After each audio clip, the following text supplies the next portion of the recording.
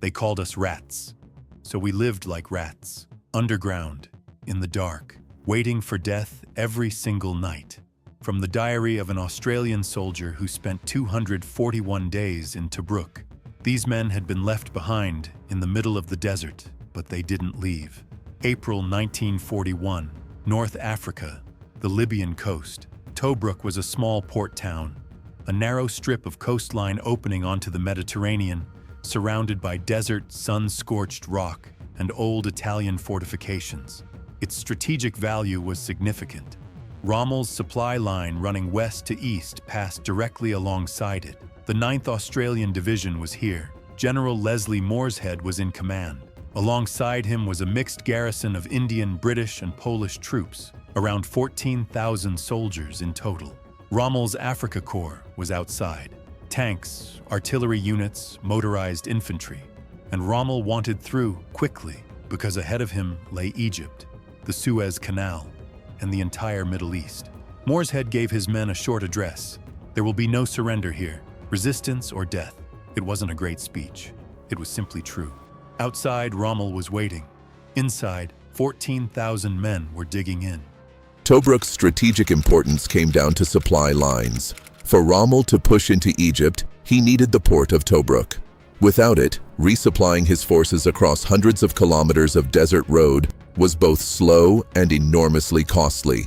As long as Tobruk held, Rommel's eastward advance was severely constrained. The siege, then, was not simply a battle. It was a logistical stranglehold. The first major assault came on April 14th, 1941. Rommel was impatient. He expected Tobruk to fall quickly. His tanks and infantry had crushed every defensive position they had faced across North Africa. Tobruk would be the same. At midnight, German and Italian forces moved from the southern front. Tanks forward, infantry behind. They were moving in darkness, going for the element of surprise. The Australians were waiting. The soldiers lying in their trenches heard it first. The sound of tracks striking the ground, the low rumble of engines.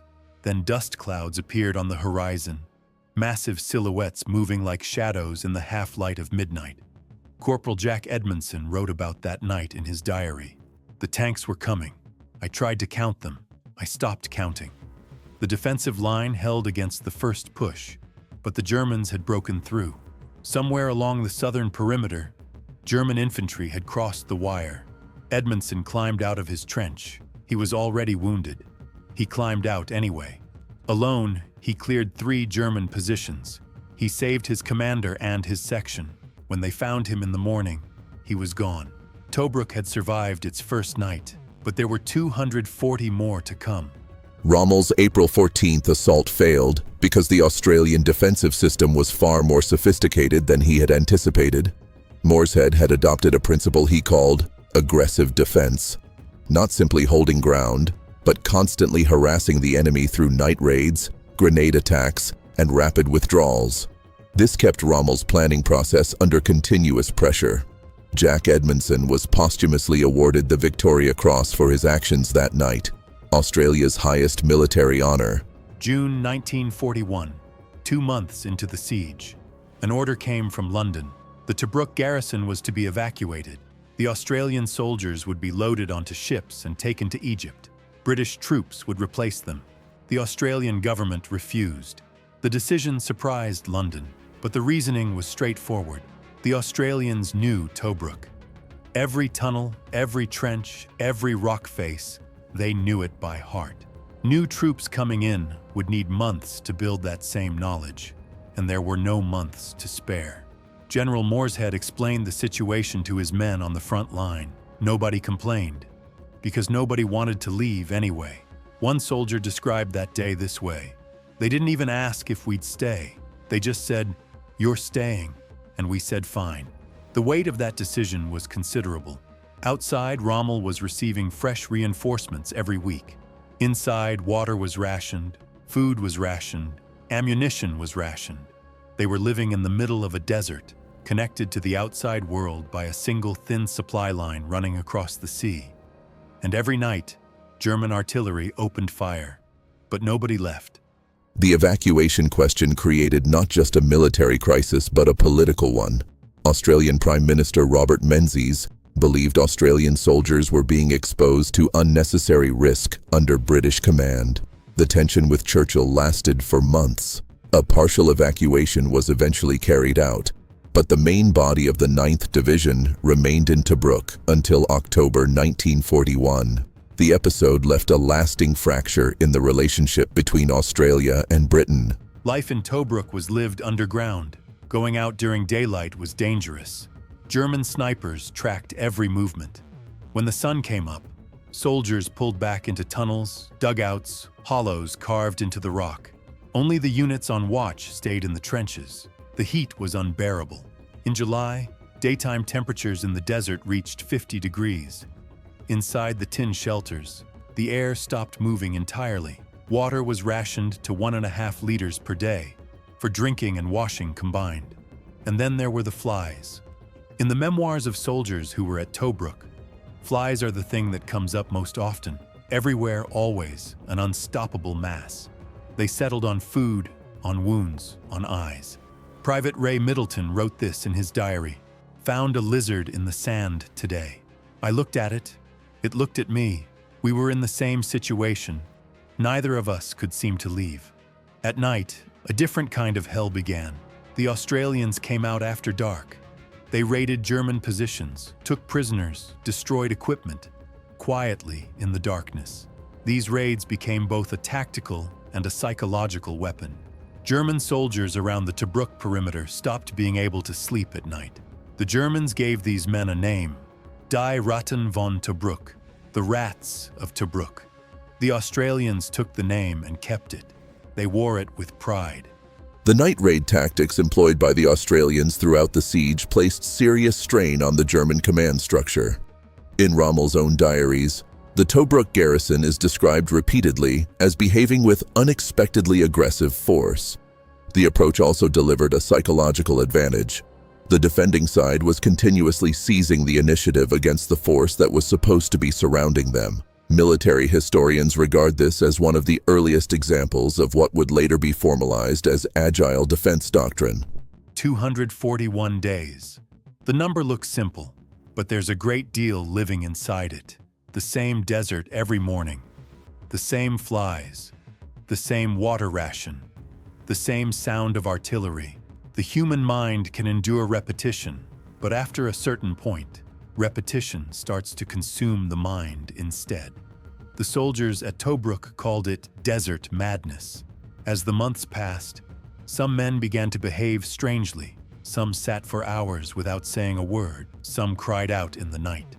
Some fought over the smallest things. One soldier's letter made it home like this: "Dear Mum, I'm doing very well here. It's just that sometimes I forget where I am. I'm sure it will pass." It didn't pass. The physical toll was just as heavy. Dysentery swept through the garrison.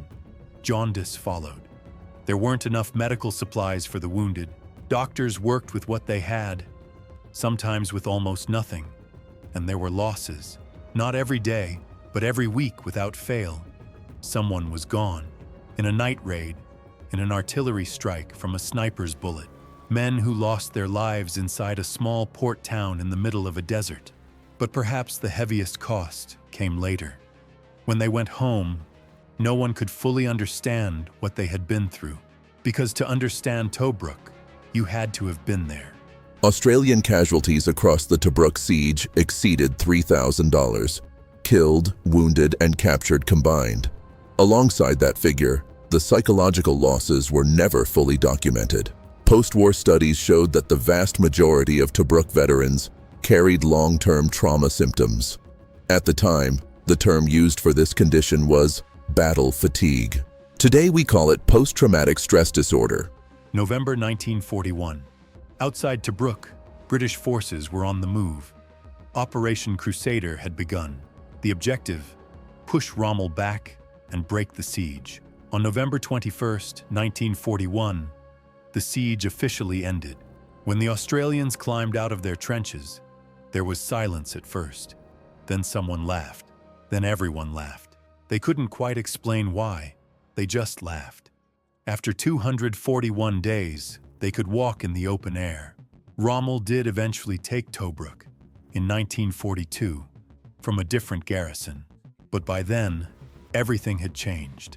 The resistance at Tobruk had derailed Rommel's 1941 push into Egypt. Critical months had been bought, and during those months, Allied forces had begun to rebuild the balance of power across North Africa. Moores had said after the war, these men were trained to survive, not to fight, but they learned to fight in order to survive.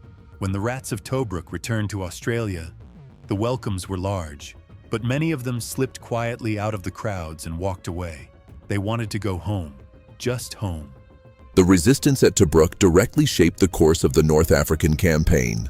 Rommel's supply lines were under constant strain because of Tobruk, and this significantly limited his offensive capacity in the autumn of 1941. Military historians described the Tobruk siege as a textbook example of how defense can be used as a strategic weapon. The garrison's ability to tie down Rommel for 8 months was a decisive factor in the success of Operation Crusader. The men who came back from Tobruk didn't talk much for a long time. They tried to tell their families what had happened, but the words weren't there. There were no right words for 241 days. For the flies, the water, the nights, the smell, the sound. So they let it go. Some dreamed of the desert for the rest of their lives. Some could no longer tolerate loud noises. Some simply preferred to sit quietly in their gardens and let the hours pass. Their neighbors didn't understand. There was no way they could have. Years went by.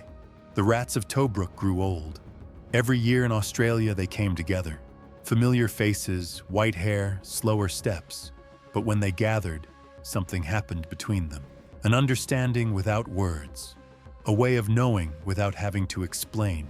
Because some things can only be understood by the people who lived them. The last Tobruk veteran passed away in 2017. The name lives on, so does the story. Tobruk is still there, a small port town in the Libyan desert. The sun still burns the same way. The desert still stretches out in the same silence. But beneath that ground, in whatever remains of those old trenches, the weight of 241 days is still sitting there. They called them rats. So they lived like rats. And by surviving, they changed everything. The Tobruk siege is today recognized as one of the most significant chapters in Australian military history. The phrase Rats of Tobruk transformed over time from an insult into a national symbol of honor. It is spoken with respect at commemorations held across Australia every year. Historians treat Tobruk not simply as a military engagement, but as an experience in which the limits of human endurance were tested and proved to be far wider than anyone had imagined.